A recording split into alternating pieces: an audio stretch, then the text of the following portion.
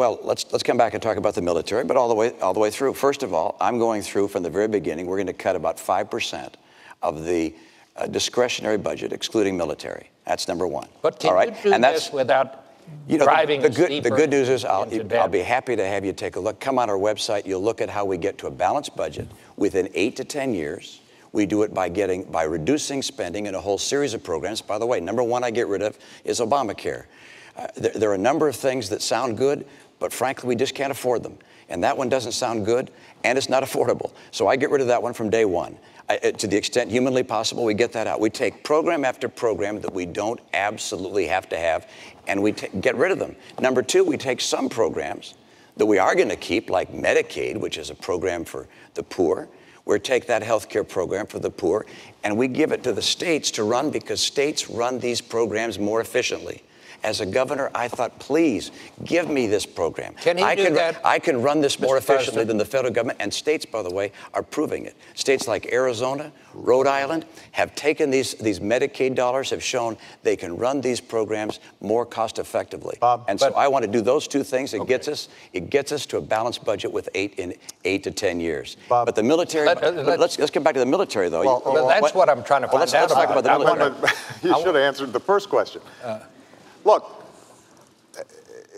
Governor Romney's called for $5 trillion of tax cuts that he says he's going to pay for by closing deductions. Now, the math doesn't work, but he continues to claim that he's going to do it. He then wants to spend another $2 trillion on military spending that our military's not asking for. Now, keep in mind that our military spending has gone up every single year that I've been in office. We spend more on our military than the next 10 countries combined. China, Russia, France, the United Kingdom, you name it. Next 10. And what I did was work with our Joint Chiefs of Staff to think about what are we going to need in the future to make sure that we are safe. And that's the budget that we've put forward.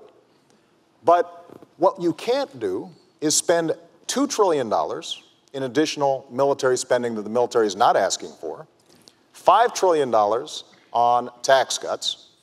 You say that you're going to pay for it by closing loopholes and deductions without naming what those loopholes and deductions are. And then somehow you're also going to deal with the deficit that we've already got.